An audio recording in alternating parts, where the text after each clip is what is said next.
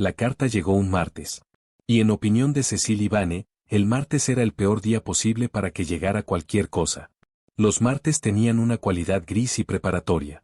No traían el alivio del comienzo fresco del lunes, ni la misericordia cercana del fin de semana. Así que cuando el sobresellado apareció ante ella sobre la mesa de la modesta posada de Shropshire donde cocinaba, Cecily lo observó largo tiempo antes de tocarlo. Como se observa una puerta que no se está del todo segura de deber abrir. El sello grabado en la cera era el escudo ducal de los Ashworth, una garza plateada elevándose desde aguas quietas. Y había sido estampado con una fuerza que bordeaba la violencia. Cecily no lo abrió de inmediato. Primero sirvió su té. Lo revolvió. Dejó la cuchara con la precisión cuidadosa de una mujer que ha aprendido que la deliberación no cuesta nada, pero la imprudencia lo cuesta todo. Solo entonces rompió el sello y leyó. La carta era brief. Del tipo de brevedad que requiere un esfuerzo considerable. La clase de brevedad que ha tenido palabras eliminadas, oraciones estirpadas, párrafos enteros arrancados y quemados, de modo que lo que queda es solo el filo más afilado de una cosa. La carta le informaba que su gracia, Edmund Ashworth, séptimo duque de Ashworth, necesitaba una cocinera. Que la cocinera anterior se había marchado bajo circunstancias no detalladas. Que se ofrecía un puesto con un salario que era, como Cecily notó, casi un tercio inferior al que ganaba actualmente. En una casa que, según su reputación, era gobernada por un hombre cuya frialdad hacia el personal se murmuraba en voz baja en 3 condados. Y que, dada la imprevisibilidad de la vacante, la candidata debía presentarse en Ashworth Hall a más tardar el viernes siguiente. Cecily lo leyó 2 veces. Luego lo dobló siguiendo sus pliegues originales y lo dejó junto a su taza. Afuera de la ventana de la cocina, un mirlo estaba posado en el espino desnudo al borde del patio de la posada. Completamente quieto. Mirándola con un ojo brillante, como si llevara allí bastante tiempo y se hubiera acostumbrado a la espera. Ella lo miró. Él la miró a ella. Cecily tenía 13 libras y 4 chelines en una lata detrás del ladrillo suelto sobre el hogar. Tenía una referencia del posadero que calificaba su cocina de adecuada, que era lo máximo que daba a cualquiera, y que Cecily había pasado 4 años de comidas extraordinarias esforzándose por conseguir. Tenía un pequeño morral de cuero que contenía 3 mudas de ropa, un libro de flores prensadas que había llevado consigo desde los 17 años, y un papel doblado que guardaba en el bolsillo más interior de su vestido, cerca de las costillas, y que nunca sacaba a la luz del día. Ese papel era la carta de su padre. La última que él había escrito antes de que su salud se deteriorara por completo. La que nombraba a Fortescue y nombraba lo que Fortescue había hecho. Estaba dirigida a Cecily porque no había nadie más a quien dirigirla. Y Cecily la había guardado porque era el único registro, con la letra de su padre, de la verdad que le habían arrebatado. Tenía la carta. Y en la misma lata de los chelines, tenía también el libro de cuentas privado de su padre. El que él había llevado por separado de los libros oficiales de la finca. Aquel en que había registrado la discrepancia que encontró, las cifras que no cuadraban, la sangría constante que aún no podía explicar del todo. Su padre le había mostrado ese libro la noche antes de ir a ver al duque. Le había dicho que todo se arreglaría. No se había arreglado. Pero ella aún tenía el libro. Y lo había conservado como se conserva una brújula. No porque el destino al que apunta ya se haya alcanzado, sino porque se tiene la intención, eventualmente, de alcanzarlo. Cecily fue a Ashworth. La mansión se materializó entre la niebla matinal del viernes, emergiendo de las tierras pantanosas de Lincolnshire como algo que siempre hubiera estado allí y que tuviera la intención de seguir estando mucho después de que el mundo terminara con todo lo demás. No era hermosa, exactamente. Era demasiado grande para la belleza, demasiado vieja para ella y demasiado segura de sí misma. La piedra era del color del cielo invernal. Las ventanas, estrechas y altas. Los 2 hayas cobrizas que flanqueaban la puerta sur habían perdido sus hojas, de modo que sus ramas se extendían contra el gris como dibujos de tinta de sí mismas. Un cuervo estaba posado en el poste de la verja. No salió volando cuando el carro de alquiler de Cecily pasó por debajo. La observó pasar. La ama de llaves, una mujer compacta llamada señora Briggs, la recibió en el salón de los sirvientes con la neutralidad educada de alguien que ha suspendido todo juicio hasta que llega el momento apropiado para juzgar. Tenía una clase de ojos que lo catalogaban todo. Catalogó a Cecily ahora. El vestido gris liso, la espalda recta, las manos sin adornos, la manera en que Cecily examinaba el salón con la atención medida de alguien que está identificando las salidas. Su gracia no la entrevistará personalmente, dijo la señora Briggs. Rara vez se ocupa del personal de cocina. Comenzará el lunes si los términos le parecen aceptables. Hizo una pausa. Hay una instrucción de su gracia que debo transmitirle. Cecily esperó. Ha solicitado que usted permanezca en las plantas bajas en todo momento durante su trabajo. Que no se presente en las plantas superiores a menos que la llamen. Y que no intente entrar al comedor formal, el salón, la biblioteca, ni ninguna de las habitaciones de estado. La señora Briggs lo dijo sin inflexión, lo cual fue en sí mismo un acto de misericordia profesional.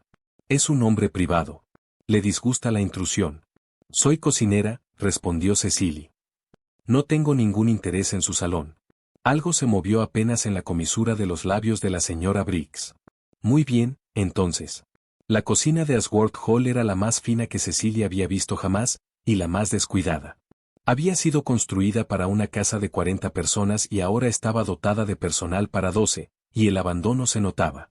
No en suciedad, que la señora Briggs no habría permitido, sino en la quietud particular de los espacios que han olvidado para que fueron creados. Las ollas de cobre estaban pulidas pero nunca se usaban para nada más ambicioso que verduras hervidas. El cajón de fermentación se había deformado por el desuso. El gran hogar mantenía un fuego, pero uno cauteloso, como si incluso las llamas hubieran recibido instrucciones de mantenerse modestas. Cecily se quedó en medio de la cocina un domingo por la noche, cuando todos se habían retirado, durante un largo rato. En silencio. Inmóvil. Luego se ató el delantal y comenzó. No había llegado a Ashworth Hall por accidente. Esto es lo que debe entenderse antes de que cualquier otra cosa pueda entenderse. Y debe decirse con claridad, aunque por ahora no pueda elaborarse más. Cecilia había leído la carta un martes por la mañana junto a una ventana donde un mirlo se posaba en un espino. Y había sabido, con la certeza que solo llega en momentos de quietud perfecta, que la carta tampoco era un accidente. Que algunas cosas se acumulan en la oscuridad durante años antes de hacerse visibles. Que la paciencia no es lo mismo que la pasividad. Que una mujer puede cocinar una comida y, en el acto de cocinarla, mover el mundo, si es cuidadosa, si espera, y si sabe lo que está esperando. Cecily llevaba 4 años esperando. Podía esperar un poco más. La primera comida que preparó para Ashworth Hall fue la cena de lunes para los 12 miembros del personal que comían en las plantas bajas. Hizo un estofado de conejo con tomillo y un toque de la buena sidra de la despensa que nadie parecía haber notado que estaba allí. Un pan que había puesto a fermentar a las 4 de la madrugada. Un plato de chiribías asadas con un poco de miel y pimienta negra. Y un budín de ciruelas pasas y grasa de vaca que emergió de la fuente humeante, fragante, y casi imposiblemente reconfortante para una noche de febrero. Lo colocó sobre la mesa larga sin ningún ceremonia. Se sentó al final y comió su propia ración. Por un momento, nadie habló. El único sonido era el viento contra las ventanas del sótano y el asentamiento del fuego. Entonces Tom, el segundo lacayo, de 17 años, añorante del hogar, que llevaba 6 meses comiendo nabo hervido y cordero gris, levantó la vista de su plato con la expresión de un hombre al que le han recordado algo que creía haber perdido. Bien, dijo. Solo eso. La señora Briggs, que no era dada a los excesos, apretó los labios de una manera que para ella equivalía a una ovación de pie. Las noticias se mueven en las casas de la misma forma en que el calor se mueve a través de la piedra. Lentamente, de manera constante, y hasta el fondo. Para el miércoles, las doncellas de las plantas superiores encontraban razones para pasar por el corredor de la cocina durante las horas de las comidas. Para el viernes, el mayordomo, el señor Harley, un hombre grande y solemne que se conducía con la gravedad de alguien que ha sido informado de que es la última línea de la civilización, había comenzado a llegar varios minutos antes a la mesa del personal, siempre con el pretexto de revisar el inventario de velas o verificar el horario de la plata, sin reconocer nunca que estaba allí por el olor de lo que hubiera en la olla. La olla de esa semana contenía un caldo de carne de res y cebada de tal profundidad y calidez que sabía, de manera improbable, a una conversación con alguien que uno había pensado que jamás volvería a ver. Cecily notó todo esto. Notó cómo los hombros de la señora Briggs habían descendido una fracción de pulgada desde donde estaban el lunes. Notó que Tom había dejado de llevar la expresión particular de miseria resignada con la que había llegado. Notó que la cocina, que había sido un lugar silencioso, había comenzado a adquirir algo, una cualidad de vida, de ocupación, que era más que la suma de las comidas que producía. Cocinaba. Esperaba. El duque de Ashworth, Edmund Ashworth, séptimo de ese nombre, 38 años, dueño de 19.000 acres y 4 fincas, viudo desde hacía 4 años, era un hombre que había organizado su vida con gran precisión alrededor de la ausencia de sensación. Esto no era, cabe señalar, una condición natural. Hubo un tiempo antes en que Edmund había sido capaz de ser conmovido por las cosas. Por la música. Por la tierra. Por la calidad particular de la luz de la tarde en otoño. Por la risa de otra persona. Ese tiempo estaba ya tan lejos que había comenzado a creer que pertenecía a un hombre completamente diferente. Y que el hombre sentado cada noche en la biblioteca de Ashworth, leyendo despachos de sus administradores de fincas y comiendo lo que sea que la cocinera anterior hubiera producido, era el hombre real. El de siempre. Edmund comía solo en la planta superior, en el pequeño comedor contiguo a la biblioteca. La comida llegaba en una bandeja cargada por el señor Harley, quien la colocaba con ceremonia y luego se retiraba. Y Edmund comía sin prestarle atención, de la manera en que se realiza una función. El martes de la primera semana de Cecily, llegó la bandeja y Edmund la miró. La miró más tiempo de lo que pretendía. Era algo suficientemente sencillo, una porción de pollo estofado con limón en conserva y hierbas invernales. Un plato de hinojo asado que se había caramelizado en sus bordes hasta adquirir un ámbar profundo. Una pequeña olla de algo oscuro y aromático que no pudo identificar de inmediato. Y pan. El pan que había estado en la casa durante 5 días. Cuyo olor había estado registrándose en algún cuarto cerrado de su conciencia cada mañana al despertar. Persistente y curiosamente perturbador.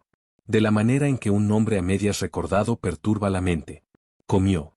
Comió despacio, lo cual era inusual. El limón había iluminado el pollo en algo que se abría en lugar de cerrarse. Algo que se movía en lugar de quedarse quieto. El hinojo era dulce donde él había esperado agudeza. La cosa oscura y aromática en la pequeña olla era una especie de chutney. De membrillo y clavo y algo más que Edmund no pudo nombrar. Y era extraordinario. Dejó el tenedor. Harley, dijo. El mayordomo apareció en el umbral con la presteza de un hombre que había estado rondando. La nueva cocinera. Sí, su gracia. ¿Fue ella quien preparó esto?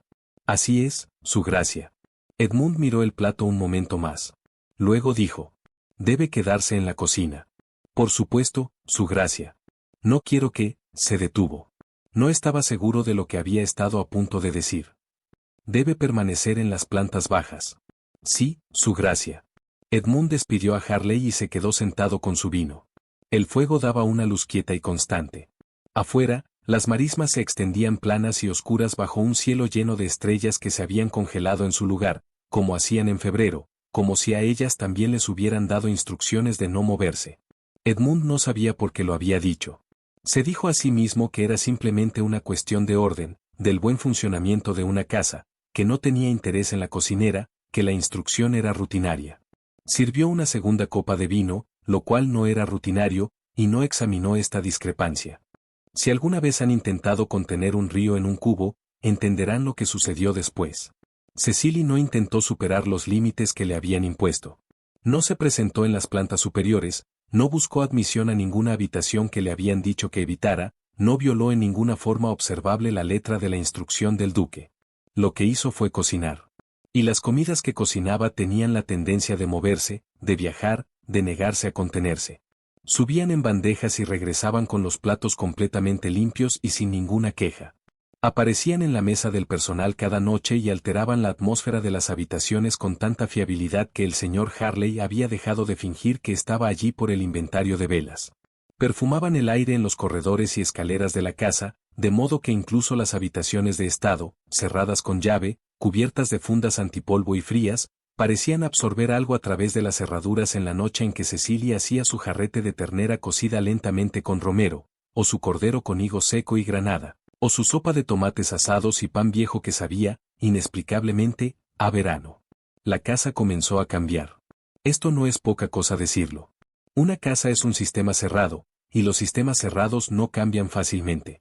No cambian sin presión de alguna fuente. Sin calor aplicado en el punto correcto. La presión en este caso era el placer. Simple, inequívoco, placer animal. El placer de comer bien, que está relacionado, pero no es idéntico, al placer de ser cuidado. Y que produce en los cuerpos, y por tanto eventualmente en los espíritus de quienes lo reciben, algo que se parece, tenue pero inconfundiblemente, a la esperanza. Tome lacayo dejó de llevar la expresión de miseria resignada por completo. En cambio, comenzó a tener opiniones sobre las cosas. Sobre la calidad de la luz matutina. Sobre un libro que la señora Briggs había dejado sobre la mesa del vestíbulo. Sobre lo que haría cuando terminara su servicio, una pregunta que anteriormente no había creído tener derecho a considerar. Dos de las doncellas de las plantas superiores, que habían mantenido entre ellas una frialdad cuidadosa durante meses por razones que nadie podía ya recordar, comieron el mismo plato de la tarta de puerro y queso de Cecily un miércoles por la noche y se descubrieron, de manera improbable, riendo de algo que una de ellas dijo. Y la frialdad se derritió y no se recuperó. La señora Briggs no dijo nada de todo esto.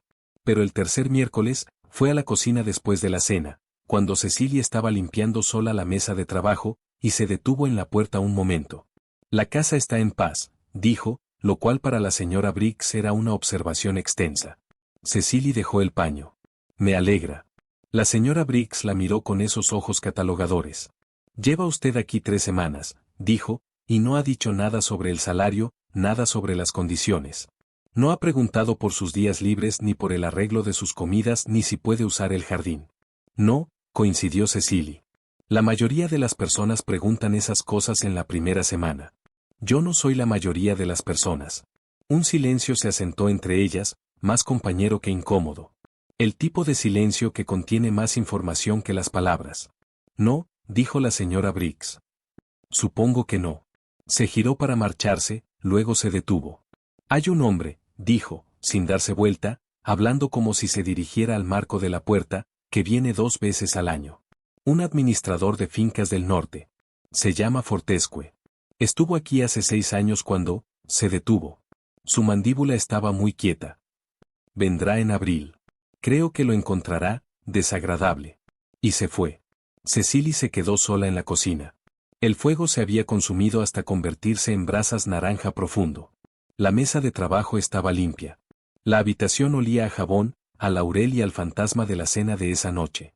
De algún lugar arriba, demasiado alto y demasiado lejos para estar segura de haberlo escuchado, llegó el sonido de un piano. Una sola frase tocada una vez, y luego silencio. Cecily presionó la mano plana sobre la mesa y respiró despacio. Abril, pensó. Podía esperar hasta abril. Su nombre no era Cecily Vane. O más bien, no siempre lo había sido. Había nacido como Cecily Mars, en una casa que desde entonces había sido vendida. Era hija de una cocinera llamada Agnes Mars y de un hombre llamado Robert Mars, quien había trabajado como administrador de tierras para la finca de los Ashworth durante 19 años. Y quien había sido despedido 6 años y 3 meses atrás sin referencia, sin pensión, sin la indemnización a la que su contrato y sus años de servicio le daban derecho. El instrumento de su despido fue una carta del administrador de la finca, un hombre llamado Fortescue, enviada a los abogados del duque, alegando que Robert Mars había estado desviando fondos de la finca hacia sus propias cuentas. La acusación era una mentira. Fortescue lo sabía cuando la escribió, porque Fortescue era quien había estado robando tranquilamente de la finca durante años. Incrementalment. Con la paciencia practicada de un hombre que había aprendido que los robos más pequeños y consistentes son los que pasan desapercibidos por más tiempo.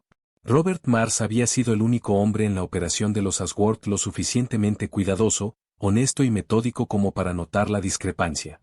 La había registrado en un libro de cuentas privado, cifras que no cuadraban, comisiones cobradas a tasas que no tenían base en los acuerdos de la finca, dinero que se escurría de donde no debería escurrirse. Robert había mostrado a Cecily el libro la noche antes de ir a ver al duque. Le había dicho, esto es lo que he encontrado. Mañana se corregirá, y todo estará bien. Fortescue, de algún modo, había sabido lo que se avecinaba.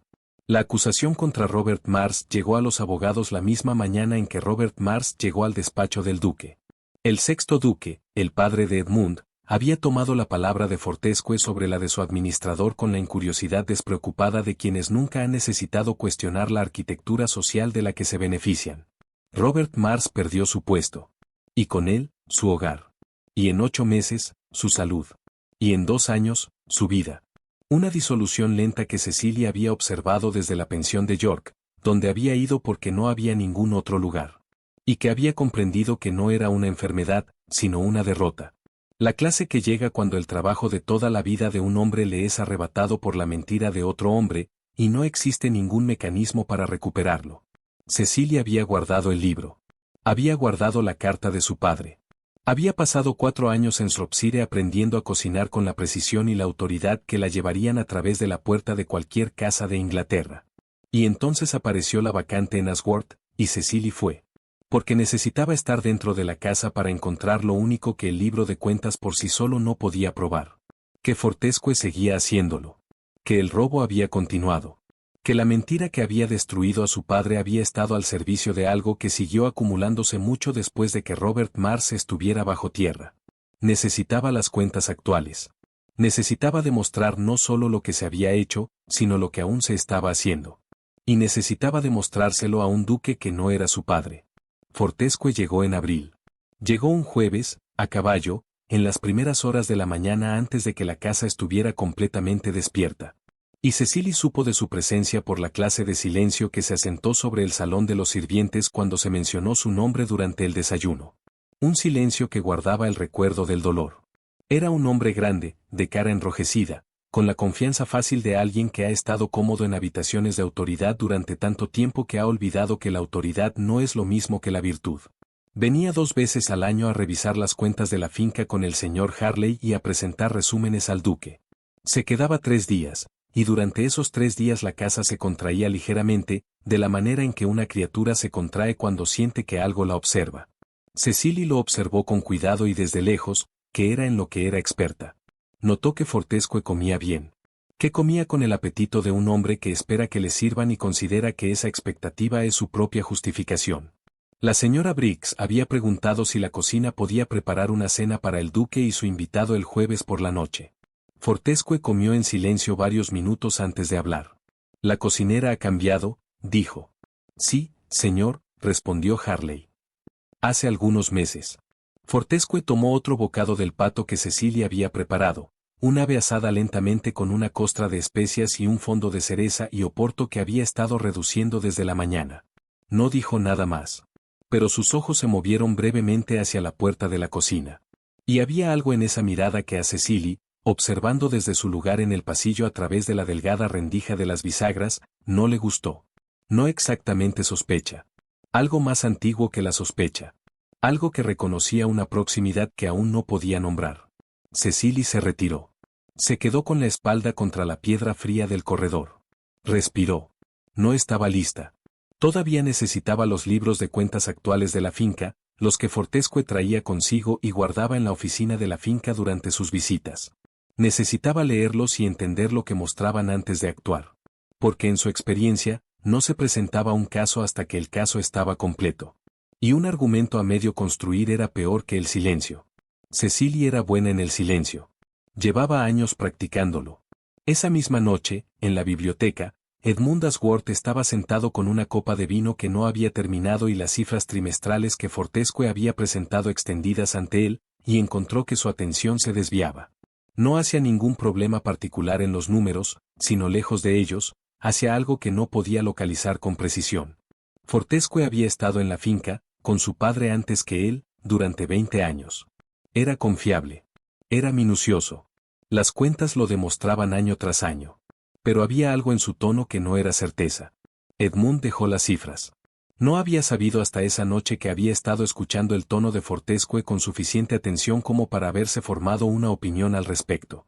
Vertió el vino que no había terminado por el desagüe del aparador, lo cual nunca había hecho antes, y se fue a la cama.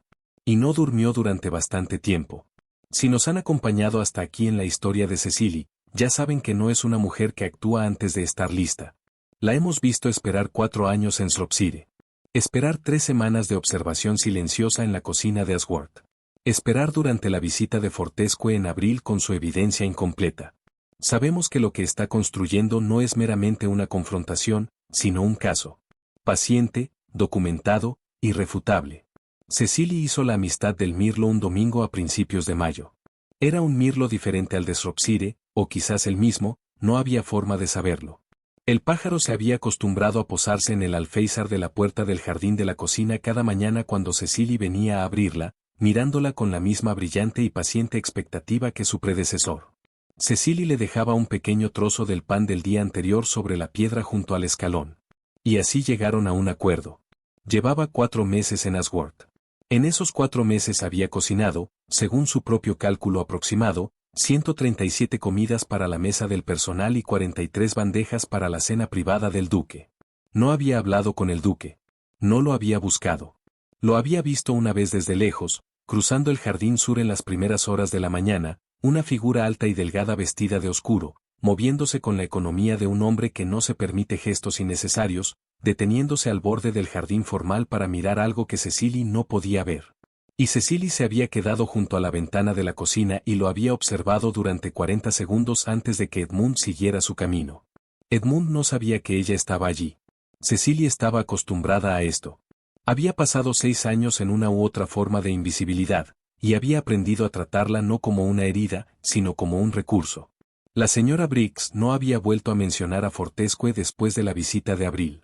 Pero había comenzado, en las semanas posteriores, a tomar su té de la tarde en la cocina en lugar de su saloncito, lo cual representaba un cambio en un hábito de años. No ofreció ninguna explicación. Se sentaba con las manos alrededor de su taza y observaba a Cecily trabajar. A veces hablaban. A veces no. Y el silencio nunca era incómodo. Una tarde de mayo, cuando la cocina olía a fresas y el primer tarro de la mermelada del verano se enfriaba en el estante, la señora Briggs dejó su taza y dijo, sin preámbulo: Robert Mars tenía una hija. Cecily continuó revolviendo. La mermelada producía un sonido lento y pesado contra la olla. Sí, dijo. La señora Briggs guardó silencio un momento. ¿Tendría que, a 23? ¿24? 24, dijo Cecily. Otra pausa. El fuego crepitó una vez con decisión. Lo lamenté, dijo la señora Briggs, lo que le pasó a él. Lo dijo de la manera en que la gente dice las cosas que ha llevado consigo durante mucho tiempo, con cuidado y con cierto alivio. Era un buen hombre. Un hombre honesto. Lo lamenté. Cecily levantó la olla del fuego y la colocó sobre el soporte, y se quedó de pie con las manos a los lados. Mantuvo la cara hacia la estufa. Mantuvo la respiración tranquila. No se movió hasta estar segura de que, cuando se girara, su expresión sería lo que pretendía que fuera. Cuando se giró, la señora Briggs estaba mirando la mesa. Lo sé, dijo Cecily. Fue todo lo que dijo. Después hubo un entendimiento entre ellas. No expresado, ni reconocido de ninguna forma directa, pero presente y fundamental. El tipo que es más sólido por no haber sido nunca puesto en palabras. La señora Briggs no hacía preguntas. Cecily no ofrecía información. Pero cuando llegó julio, el mes de la segunda visita de Fortescue, la veraniega, la señora Briggs apareció en la cocina una noche y colocó sobre la mesa de trabajo, sin explicación, un juego de llaves en un aro de hierro liso. La oficina de la finca en el ala este solo se usa cuando Fortescue está en residencia. Entre visitas, permanece vacía. El señor Harley tiene un juego de llaves. Hizo una pausa. Hay un segundo juego. La señora Briggs salió de la cocina. Cecily miró las llaves durante un largo rato. El mirlo, por razones propias, estaba posado en el alféizar dentro de la puerta de la cocina, lo cual había comenzado a hacer en las noches en que la ventana quedaba abierta. Miró las llaves. Luego la miró a ella. Ya sé, dijo Cecily. No usó las llaves esa noche ni la siguiente.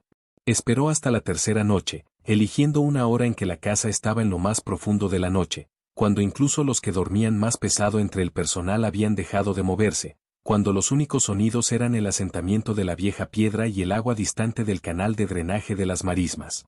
Tomó una vela en un portavelas protegido y cruzó la planta baja del ala este en la oscuridad, moviéndose con la quietud practicada de alguien que ha aprendido a vivir en las casas como una especie de huésped permanente. Y se dejó entrar en la oficina de la finca.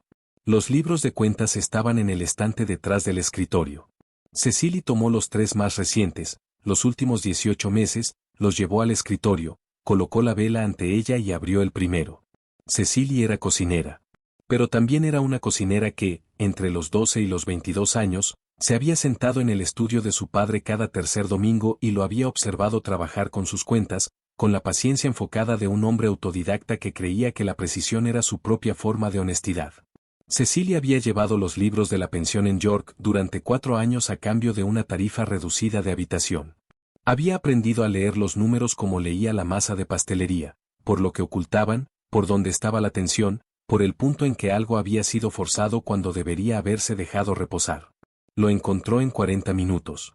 Era elegante de la manera en que el robo que la práctica prolongada hace elegante se vuelve elegante. No crudo, no descuidado, sino tejido en el tejido de los asientos legítimos, de modo que tenía la apariencia de un patrón en lugar de una aberración. Una comisión de administrador sobre las transacciones de la finca, cobrada a una tasa que había sido incrementalmente aumentada a lo largo de 14 años. Cada incremento individual demasiado pequeño para llamar la atención en las cuentas de un solo año, pero acumulándose año tras año en una suma que habría bastado para comprar 2 de las granjas arrendadas de la finca Ashworth directamente. El método era más sofisticado que el que su padre había identificado en su libro de cuentas privado. Más pulido, más profundamente incrustado. Pero era, inconfundiblemente, la misma mano, la misma lógica, la misma codicia tranquila y paciente. Fortescue había incriminado a Robert Marsh por notar esto. Había eliminado al único hombre honesto en la operación que había llegado lo suficientemente cerca de los números como para ver la forma de lo que se estaba tomando. Y luego, con ese hombre fuera, había seguido tomando durante 6 años más sin que nadie lo observara. Cecily se sentó con las manos planas sobre el libro de cuentas abierto y respiró. Luego sacó del bolsillo más interior de su vestido la carta de su padre, la última que él había escrito, la que nombraba a Fortescue y nombraba lo que Fortescue había hecho. La colocó sobre la mesa junto a las cuentas actuales. No la había sacado en más de un año. La miró un momento. Miró los números ante ella. Luego apagó la vela y se sentó en la oscuridad durante un rato, sola con lo que había encontrado, y dejó que todo el peso de ello se asentara. Fue la primera semana de agosto antes de que estuviera lista para actuar. El verano había sido caluroso y quieto. Las marismas respiraban en una bruma de calor. El jardín de la cocina se había vuelto extravagante con calabacines y judías verdes. Y una rosa trepadora había decidido, aparentemente por su propia autoridad, festonear el muro sur de la puerta de la cocina con grandes, suaves y absurdamente fragantes nubes de amarillo. Cecilia había pasado esas semanas copiando los asientos relevantes del libro de cuentas en su propia letra sobre papel limpio, anotándolos según las tasas de comisión estipuladas en los acuerdos de la finca originales, cifras que había obtenido a través de la señora Briggs y mediante una cuidadosa correspondencia con el antiguo abogado de su padre en Lincoln, de modo que la discrepancia no solo era visible, sino irrefutable. También había copiado los pasajes relevantes del libro de cuentas privado de su padre, el que él había llevado antes de su despido, que mostraba el mismo patrón en su forma anterior y menos practicada. Los 2 conjuntos de números, colocados uno al lado del otro, contaban toda la historia sin necesitar una sola palabra de interpretación. Fortescue había estado robando cuando Robert Marsh lo descubrió. Seguía robando ahora. Lo único que había cambiado era la escala. Cecilia escribió una nota al duque. Una sola página. Se la dio a Tom el lacayo para que la llevara al señor Harley, y le pidió al señor Harley que la pusiera ante su gracia. Decía: Su gracia, le agradecería una breve audiencia a su conveniencia. Creo tener información relativa a las cuentas de la finca que deseará ver. El asunto concierne a su antiguo administrador de tierras y al actual. Soy la cocinera. Quedo respetuosamente a su disposición. La firmó con su nombre verdadero. La respuesta llegó en 1 hora. Edmund Ashworth la vería a las 4. Cecily se había preguntado, en los 6 años de paciencia y preparación, qué sentiría cuando finalmente llegara el momento. Había imaginado triunfo, o ira, o una frialdad limpia y definitiva, o los 3 llegando en sucesión como notas de un acorde. Lo que sintió al subir las escaleras traseras con su paquete de papeles bajo el brazo y la carta de su padre en el bolsillo era algo más silencioso y más difícil de nombrar. Algo que tenía la forma del duelo y la textura del agotamiento, y en cuyo centro había una cosa pequeña, dura y persistente que en 6 años no se había extinguido. El señor Harley la admitió en la biblioteca. Era una habitación alta y larga con estanterías en 3 paredes y ventanas altas que miraban al sur sobre el jardín formal. Olía a papel, a tabaco y a lana vieja. Y había un fuego, a pesar del calor de agosto, porque la habitación daba al norte y retenía el frío. Edmund Ashworth estaba de pie junto a la ventana, de espaldas a la puerta, cuando Cecily entró. Y no se giró de inmediato, y Cecily tuvo la impresión de que había estado allí durante algún tiempo. Que había estado allí desde que recibió la nota y no había sido capaz de sentarse. Edmund S. Gyro. Era más alto de lo que Cecily había pensado desde la distancia del jardín sur. Su rostro era anguloso y compuesto. La clase de rostro que ha practicado la compostura hasta que se ha vuelto estructural. Y sus ojos eran del mismo azul grisáceo que la piedra de la casa en la luz invernal. Edmund la miró con la atención plena y constante de un hombre que ha aprendido que las cosas no siempre son lo que parecen, o que recientemente ha comenzado a aprenderlo. Señorita Mars, dijo. Había leído su nombre verdadero en la nota. Había tenido 2 horas con él. Su gracia, dijo Cecily. Un silencio. El fuego crepitó. Desde algún lugar en el jardín, una paloma torcaz hacía su declaración baja y monótona una y otra vez. Siéntese, dijo Edmund, no sin amabilidad. Y luego, antes de que Cecily pudiera moverse, hizo un gesto leve hacia las 2 sillas junto al fuego, como si ofreciera en lugar de dirigir. Y Cecily entendió que Edmund estaba calibrando algo, encontrando un registro en el que no estaba completamente practicado. Se sentó. Edmund se sentó frente a ella. Cecily colocó el paquete de papeles sobre la mesa entre ellos. Primero le diré quién soy, dijo. Y luego le mostraré lo que tengo. Hizo una pausa. Puede tomar algún tiempo. Edmund cruzó las manos en su regazo. Sus manos estaban quietas. Tengo tiempo, dijo. Cecily le contó. Le contó con la precisión y la economía de alguien que ha ensayado algo suficientes veces como para haber quemado todo lo que no era esencial. De modo que lo que quedaba era limpio, claro y sin ornamento. Le habló sobre Robert Mars y los 19 años de servicio honesto, sobre el libro de cuentas privado y la discrepancia que su padre había encontrado. Le habló sobre la carta de Fortescue a los abogados llegando la misma mañana que su padre llegó al despacho del duque. Y sobre lo que había pasado después, el despido, el hogar perdido, los 2 años de disolución, aunque más brevemente, porque el después no era el punto. Cecily le contó lo que había encontrado en la oficina de la finca, el mismo patrón continuado y refinado, corriendo de manera ininterrumpida a través de 14 años de cuentas trimestrales. Extendió los papeles ante Edmund, sus cifras copiadas, sus anotaciones, la comparación entre las tasas de comisión actuales y las estipuladas en los acuerdos de la finca originales. Y finalmente el libro de cuentas privado de su padre, que mostraba todo el patrón en su forma más temprana, en la letra cuidadosa de su padre antes de que nadie hubiera pensado en detenerlo de mirar. Colocó la carta de su padre junto al libro. La escribió en los últimos meses de su vida, dijo. Nombró a Fortescue. Nombró lo que Fortescue había hecho. Me la dirigió porque no había nadie más a quien dirigírsela. Hizo una pausa. La he guardado 6 años. No es la prueba. Las cuentas son la prueba. Pero quería que supiera que él lo sabía. Que murió sabiendo lo que le habían hecho y por qué. Luego no dijo nada más y dejó que Edmund leyera. Edmund leyó despacio. Sin apresurarse. Su rostro, mientras leía, estaba muy quieto. Una vez, un minuto después, Cecily vio que su mandíbula se tensó. Una vez, hacia el final, Edmund cerró los ojos un momento y los abrió de nuevo. Y Cecily entendió que ambos momentos eran el mismo sentimiento viajando a través de él en 2 direcciones diferentes. Cuando Edmund terminó, dejó los papeles y se quedó sentado con las manos apoyadas en sus muslos, mirando el suelo durante un largo rato. Luego dijo: «Esto fue obra de mi padre». «En parte», dijo Cecily. Su padre fue engañado. Fortescue sabía cómo engañar a hombres como su padre.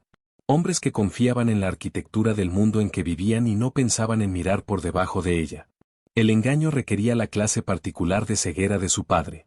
Pero el robo, y la mentira que lo protegió, esos fueron de Fortescue.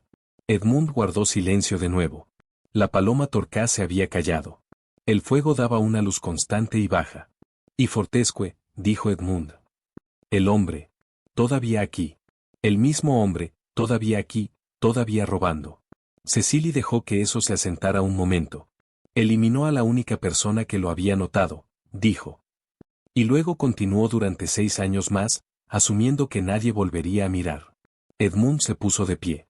Cruzó hasta la ventana y se quedó allí con las manos a la espalda, mirando el jardín formal donde el sol de la tarde había vuelto dorada la grava, y los setos de tejo proyectaban largas y precisas sombras.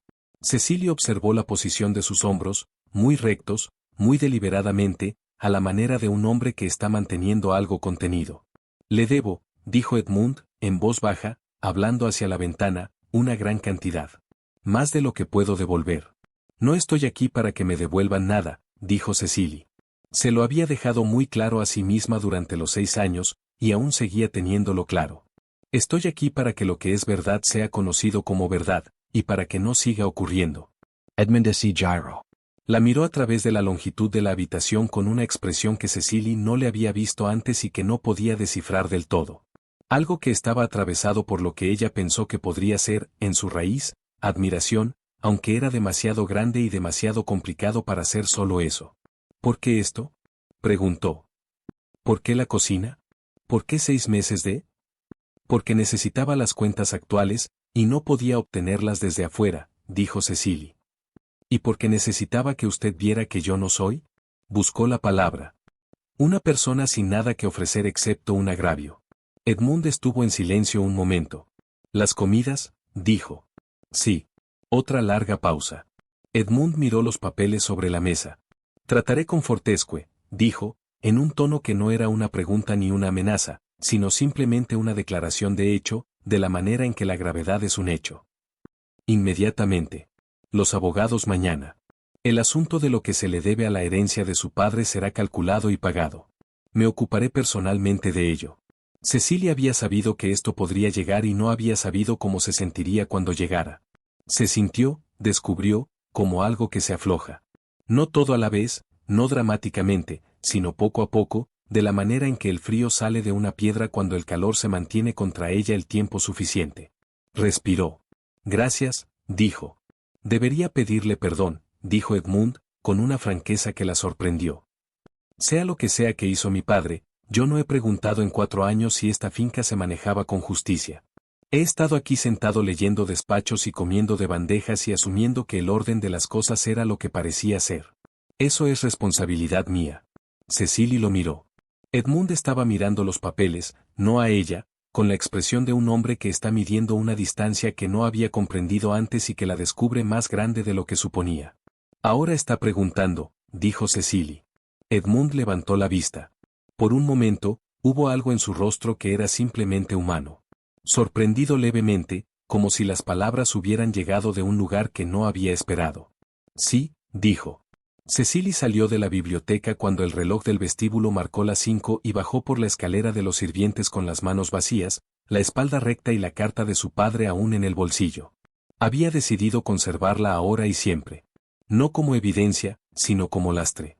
De la manera en que ciertas cosas que hemos llevado el tiempo suficiente se convierten en parte de nuestro peso, y no somos completamente nosotros mismos sin ellas. Tom estaba al pie de la escalera, apostado allí por la señora Briggs en caso de que el resultado requiriera una respuesta rápida. Y Tom miró el rostro de Cecily y dedujo alguna conclusión al respecto, porque su expresión se transformó en algo tentativo y asombrado. ¿Todo bien?, preguntó. Sí, dijo Cecily. El mirlo estaba en el alféizar de la ventana de la cocina, como solía estar a esa hora. Y la miraba con su ojo agudo y paciente. Cecilia abrió la ventana y arrancó una esquina del pan sobre la mesa y lo tendió. El pájaro lo tomó de sus dedos con una delicadeza que era casi cortés. Luego se quedó un momento más, como si tuviera algo más que deseara comunicar, y luego voló hacia la calidez de la tarde de agosto sin mirar atrás. Cecily se ató el delantal. Tenía que preparar la cena. Pasó un año. Fortescue fue retirado de la finca antes de que terminara agosto. Su despido fue manejado con la fría y rápida eficiencia de un hombre que ha decidido que la precisión es la única misericordia que vale la pena ofrecer. Los abogados trabajaron a través del otoño y entrando al invierno, desenredando 14 años de robo incrustado con la persistencia cuidadosa de personas que han recibido tanto tiempo como autoridad. Y la suma eventualmente establecida, la cantidad total que Fortescue había tomado a lo largo de esos años, de la cual la injusticia contra la herencia de Robert Mars era solo el primer y en cierto modo el capítulo más pequeño, fue suficiente para reabrir preguntas que nadie había pensado en hacer, y para cerrar heridas que habían quedado sin tratar por falta de alguien dispuesto a nombrarlas. Cecily no asistió a esas reuniones. Había dado todo lo que tenía, y confiaba en que lo que viniera después quedara en manos de las personas cuyo trabajo era ese. Esto también requería una clase de valentía, soltar lo que uno ha gestionado durante años. Confiar el resultado a las manos de otra persona. Cecilia había mejorado en esto a lo largo del año. No mucho más, pero de manera medible. Edmund Ashworth estuvo en esas reuniones. En todas ellas. Edmund era, como Cecily llegó a entender en los meses de aquel otoño, el tipo de hombre que había sido capaz de mayor ímpetu toda su vida y que simplemente, por una temporada, lo había dirigido hacia nada. Lo cual es lo que hace un hombre cuando ha perdido algo central y aún no ha encontrado qué poner en su lugar. Edmund había estado ausente de su propia casa en el sentido más fundamental, comiendo de bandejas y leyendo despachos y confundiendo el manejo de la distancia con el manejo del duelo. Ahora comenzó a hacer lo contrario. Edmund comenzó a cenar en el comedor en lugar de solo. Esto fue notado en toda la casa y discutido en términos cuidadosamente neutrales por personas que, debajo de la neutralidad, simplemente estaban contentas. Edmund caminó por la finca durante largas mañanas, reacuentándose con la tierra a la manera de un hombre que reclama algo que ha dejado crecer en maleza. Organizó cenas para los vecinos del condado a quienes había estado evitando. Noches modestas con calidez e intención, del tipo que deja a la gente sintiéndose alimentada de más maneras que las estrictamente culinarias. Edmund comenzó, muy lentamente, a estar presente en su propia vida. Cecily cocinó a través de todo ello. Cocinó las cenas y las cenas del personal y las tranquilas comidas dominicales y la cena de Navidad para 22 personas que el señor Harley describió, después, como la más fina que había comido en 40 años de servicio. Un comentario hecho a la señora Briggs y no a Cecily directamente, pero que llegó a Cecily de todas formas, de la manera en que las cosas llegan en las casas, a través de la piedra y el calor por igual. Cecily cocinaba y permanecía en las plantas bajas como la instrucción había dicho. Y la instrucción nunca había sido formalmente revocada, pero también había, en algún momento entre agosto y diciembre, dejado de significar algo. Edmund había desarrollado el hábito de aparecer en el umbral de la cocina los domingos por la noche cuando el personal se había marchado y Cecily estaba terminando los últimos trabajos de la semana. Edmund se quedaba de pie como se quedan de pie las personas que no han decidido del todo si están irrumpiendo. Después del segundo domingo, Cecily dejó de hacerle decidir por sí mismo y simplemente le sirvió una copa del vino que había abierto para cocinar y no dijo nada. Y Edmund entró y se sentó al extremo lejano de la mesa de trabajo y hablaron o no hablaron en proporciones aproximadamente iguales hasta que el fuego se apagó. Sobre la finca al principio, sobre los planes de invierno y los esquemas de drenaje y la plantación de árboles en el campo norte. Luego sobre otras cosas, libros, sobre los cuales Edmund tenía opiniones firmes, Londres, que ambos habían conocido en diferentes momentos y por diferentes razones, y al que ambos habían llegado a ver con el mismo suave cansancio. Su padre, una vez en una noche de febrero, llevado con cuidado y luego no de nuevo, porque hay cosas que se dicen en su totalidad la primera vez. Cecily no era ingenua sobre lo que se estaba desarrollando entre ellos. No lo había sido desde diciembre, cuando Edmund había probado el pan de grasa de ganso que Cecily sacó del horno una mañana fría e hizo un sonido que no era una expresión cortés de aprecio, sino uno involuntario, el tipo que elude el juicio por completo. Y luego la había mirado con una expresión de franca vergüenza por su propia involuntariedad. Y Cecily había mirado su mesa de trabajo y presionado los labios y no dijo nada, lo cual había requerido un esfuerzo considerable. Cecily había pasado 6 años en disciplina. Podía manejar esto. Pero no estaba, para mayo del año siguiente, manejándolo del todo en el sentido en que manejar implica facilidad, implica la ausencia de esfuerzo. Tenía 17 otras cosas que ser, y era todas ellas a diario. Cocinera. Guardiana del calor del hogar. Mujer con un nombre restaurado. Mujer que había hecho la cosa difícil y paciente. No necesitaba además estar enamorada del duque de Ashworth. Y sin embargo, era simplemente a donde había llegado sin consultarse a sí misma. Era una noche de mayo. El jardín de la cocina estaba de nuevo extravagante con la rosa trepadora. Un año completo desde que la rosa había dado por primera vez su ridiculosa abundancia amarilla al muro sur. La puerta estaba abierta para dejar entrar el aire cálido. El mirlo en el escalón, como de costumbre. Y Edmund al extremo lejano de la mesa de trabajo con una copa de vino y un periódico que había dejado de fingir que leía. Cuando Cecily colocó el último plato en el escurridor y miró sus manos un momento, y luego lo miró a él. Edmund la estaba mirando. Llevaba algún tiempo mirándola. Hay algo que he estado intentando decir, dijo Edmund. Lo dijo con la hesitación cuidadosa de un hombre que ha pasado años eliminando palabras y no está seguro ahora de cuáles volver a poner. Desde hace algún tiempo. Sí, dijo Cecily. Lo sé. Edmund Parpadio. ¿Lo sabe? Lo sé desde diciembre. El pan. Edmund dejó el periódico sobre la mesa. Afuera, algo se movió en el jardín. El primer murciélago de la temporada cruzando el cielo rosa en su arco desenfrenado y gozoso. La rosa olía a sí misma. El mirlo hizo un sonido una vez y se cayó. Debería decirle, dijo Edmund, que soy consciente de lo que dice la convención sobre esto. Soy consciente de lo que dirá el mundo. Soy consciente de cuántas personas tendrán una opinión.